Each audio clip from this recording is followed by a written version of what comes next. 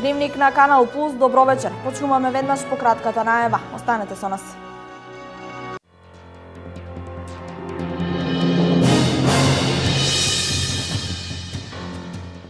Инвестициски бум последниве неколку години во Македонија. Постојано доаѓаат нови инвеститори, вложуваат капитал и вработуваат граѓани.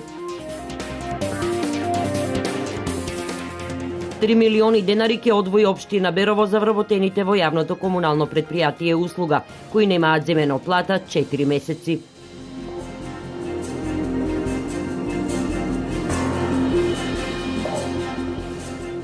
Проблемот со нискиот рандман на белиот ориз останува и понатаму кај земјоделците производители на ориз.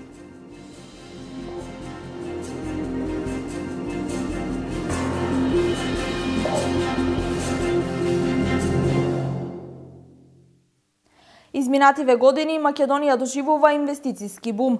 Постојано доаѓаат нови инвеститори, вложуваат капитал и вработуваат граѓани. Успехот е огромен и одамна видлив, смета министерот задолжен за странски инвестиции Бил Павлевски. Драстични реформи во самата бизнес клима беа направени после 2006, значи на самиот почеток, кога ВМРО дојде сам како партија на власт. Значи, кога би гледале, значи, кои се најглавните промени во економијата, би рекол дека намалувањето на даноците, значи воведувањето на рамниот данок од 10%, беше така една од клучните добри работи што се случија, што има големо влијание на инвеститорите кога одлучуваат каде да инвестираат, и секако имаше доста големо клучно влијание врз домашната економија, затоа што воспостави еден вид на позитивен стимул на самите домашни компании да го зачуваат повеќе од профитот што го создаваат и секако тоа да го инвестираат во своји производствени капацитети, и тоа секако создава дополнителен број на работни места. Друго, она што беше клучно е тоа што драстични реформи беа направени во сите сегменти во администрацијата. И како резултат на тоа, ако гледаме, Македонија од 94-то место тамо во 2006 година на Doing Business Report се наоѓа на 12-то место, што е изворнена позиција, значи 6-та во Европа, е поради тоа, значи реформите кои се направени во самата администрација.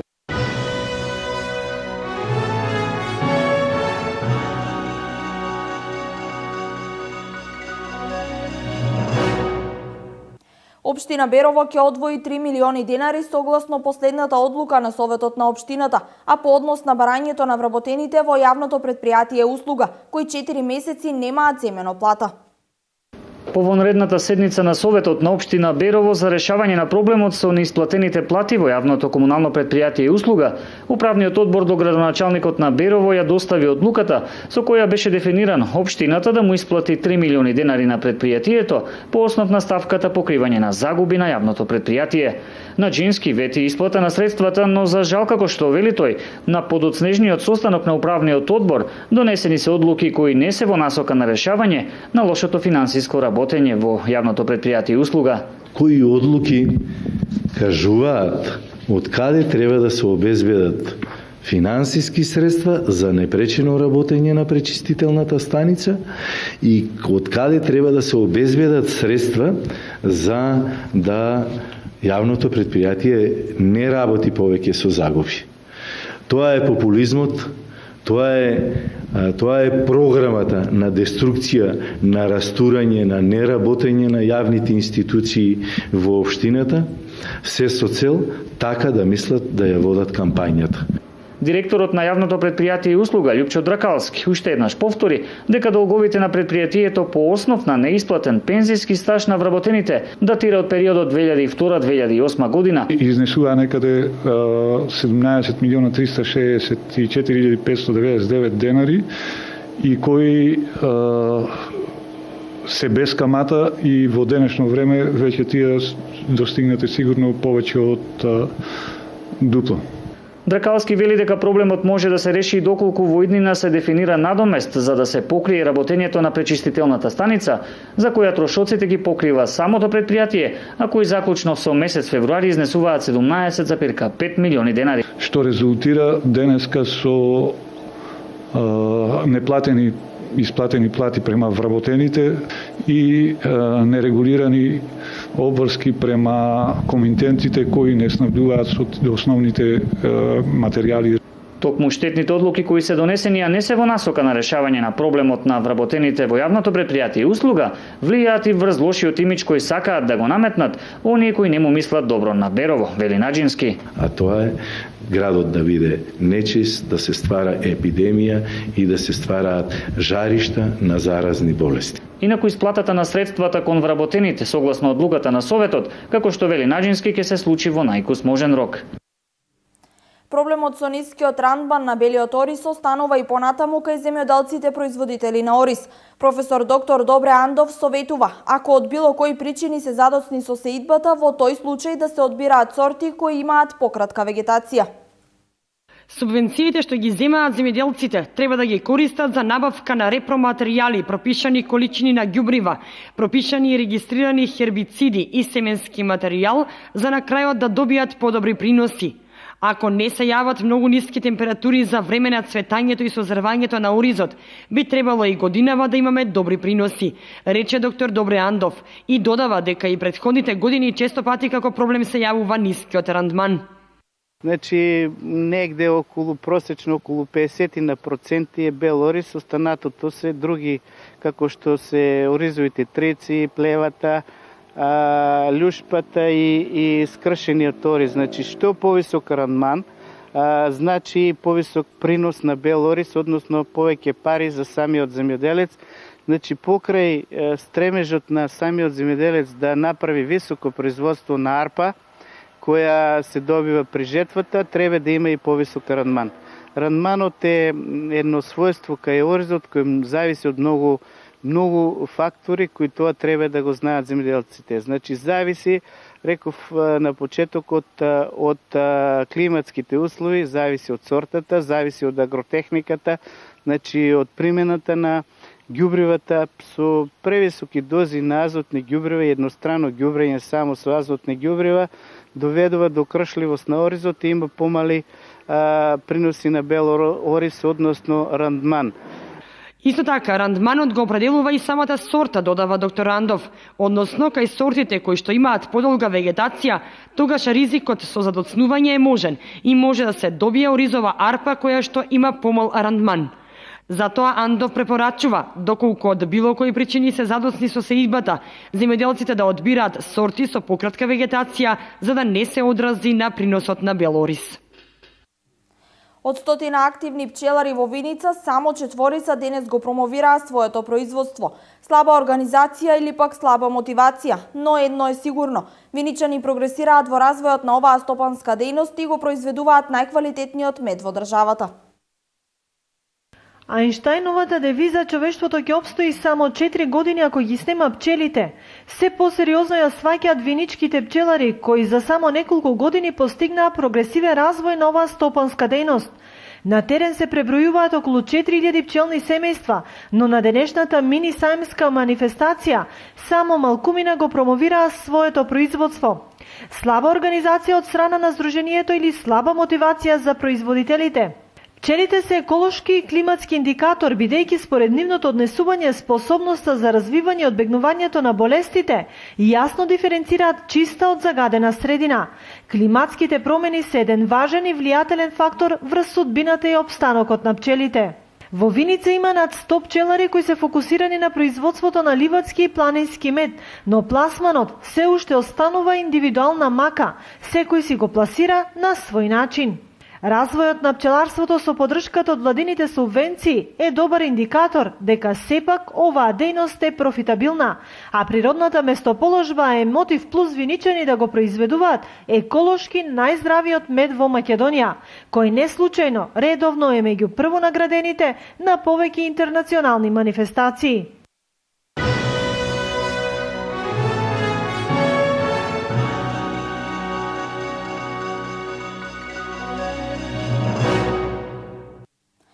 Министерството за култура, Амбасадата на Израел, Фондацијата Холокауст Македонија и Општина Штип со меморандум се обврзаа да извршат реставрација на еврејските гробишта во Штип.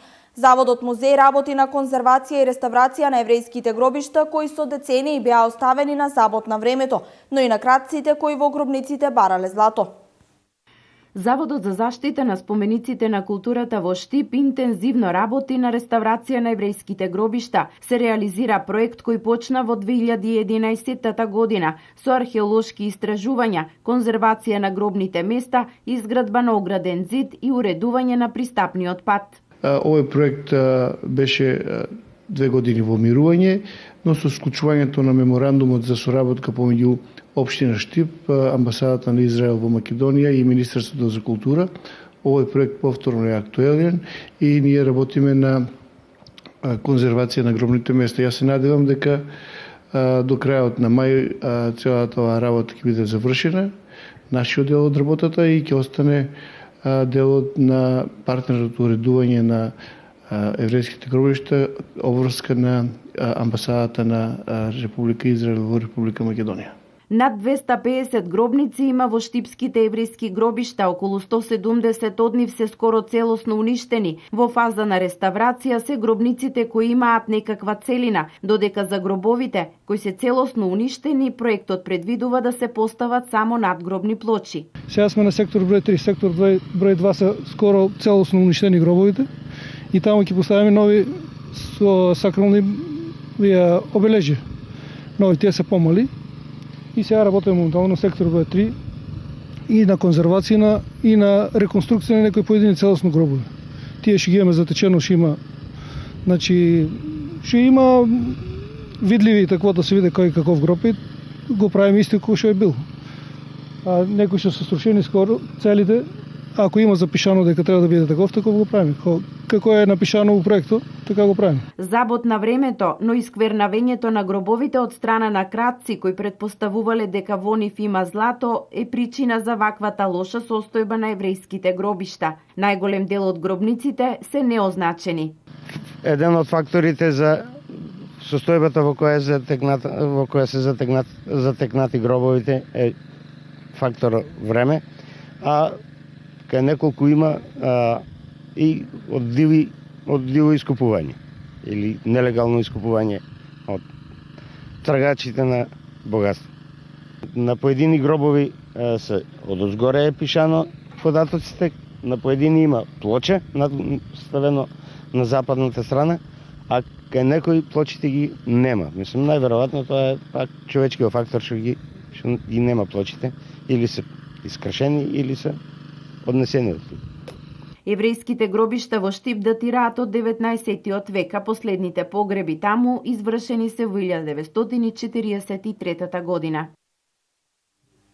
Иако ќе се случува на 30 април, програмата за одбележување на Светскиот ден на Джез Академијата во Штип е реализирана. Во текот на овој месец и на самиот ден, 30 април, во Штип ќе настапуваат познати македонски джезери. Неколку љубители на джезот по повод одбележувањето на Светскиот ден на джез музиката одлучија уште еднаш овој ден соодветно да се одбележи во Штип. Токму на 30 април на платото пред Националната установа Центар за култура Ацо Шопов предвидено е да се одржи интернационален джез фестивал, на кој ќе земат учество поголем број джез музичари од градот и државата. Гости ќе ни бидат Гоце Мицанов, Симон Киселички, Зоран Костадиновски и Игор Величковски. Горан Гешовски трио, Еквинокс джаз квартет, Еквинокс е познат штипски джаз квартет, настапуваат Боро Шопов, Горан Кавраков, Панче Гелев и Филип Крстевски. Можам да спомнам дека на настанот ќе има омаш за Христо Крстевски, познат наш писател кој има напишано и еден бакнеш на Нина Спирова. Во текот на джез фестивалот голем број ликовни уметници ќе творат цртежи посветени токму на джез музиката, потенцираше Лазарев. Но освен на 30-ти, джез музиката ќе се слуша и во текот на останатите денови на овој месец. Има неколку настани организирано во Дом на млади и во едни кафе барови позади трговскиот центар. Таму ќе настапат студенти од Музичката академија при Универзитет Гоце Делчев, ќе настапуваат и некои други имиња, меѓу кои е Џони Ли Апелгрин. 30 април е предложен за Светски ден на џез музиката од страна на познатиот џез музичар Херби Хенкок, кој воедно е и амбасадор на добра волја на УНЕСКО. Останатите членови на УНЕСКО во 2012 го прифатиле предлогот и од тогаш се одбележува во секоја држава во светот.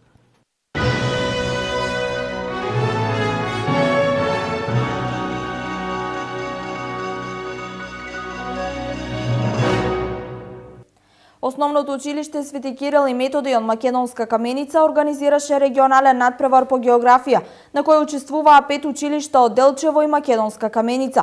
Оној со најдобар резултат ќе биде дел од државниот надпревар кој ќе се одржи во Скопје.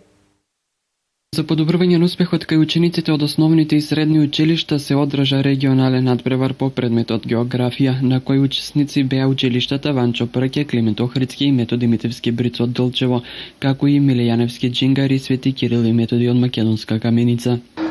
Целта на овој надпревар е учениците од основно и гимназиско образование, тука се дојдени најдобрите ученици, да видиме кој колку знае, каков резултат ќе покаже и тие најдобрите да земат учество на државниот надпревар.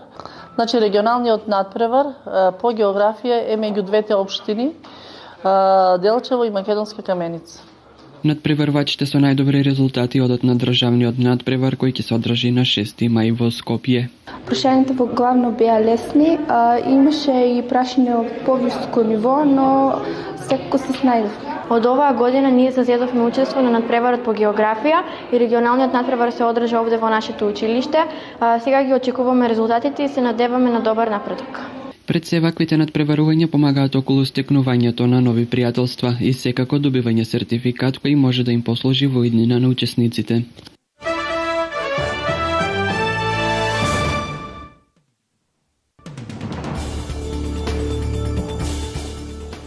Неколку лица во врска со нападите во Брисел кои се случија минатиот месец вчера беа уапстени во Белгија, соопштија од обвинителството во земјата.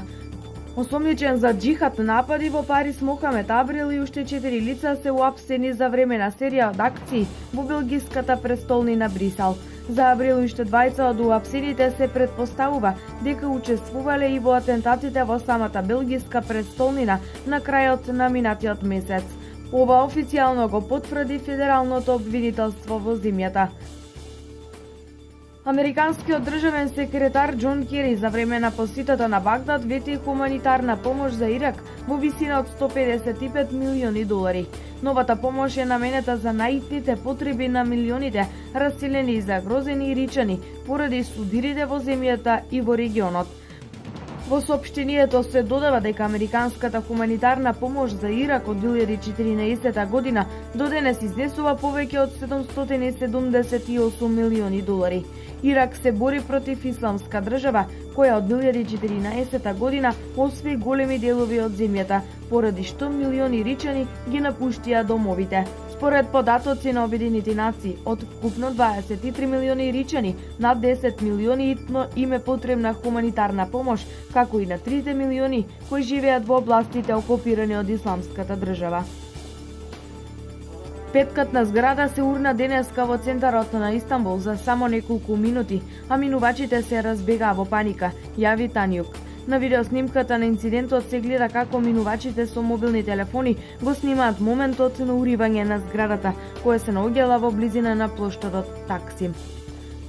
Турски медиуми јавуваат дека зградата била празна и оти се верува дека никој не е заробен во урнатините, но спасувачките тимови сепак се упатени на лице место од предпазливост.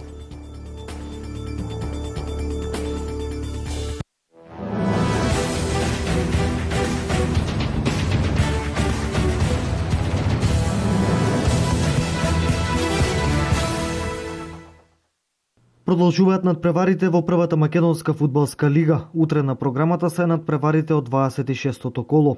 Штипска Брегалница победливата победа против Металург од 4:1. Утре ќе гостува кај четврто пласираната екипа на табелата Шкупи. Лидерот на табелата Вардар ќе гостува во Кратово кај Силекс. Фудбалерите на Шкендија ќе ја пречекат екипата на Ренова. Работнички ќе гостува кај Турново и последно пласираната екипа на табелата Металург ќе ја пречека екипата на Царев двор. Наредното коло во првата македонска лига ќе се одигра на 17 април. Надпреварите од 26-тото коло започнуваат со почеток од 16 часот. ФФМ донесе одлука за екипите од втората футсал лига кои се бореа за влез во првата надпреварувачка лига за наредната сезона. 4 клубови Кратово, футсал тим од Цико, Биџо од Куманово и Рудник Саса се 4 тимови кои ќе одигруваат плей-оф надпревари. Тимовите ги пренесуваат своите бодови на домашен терен. Рудник Саса изгуби со резултат 5:6 со тимот од Кратово.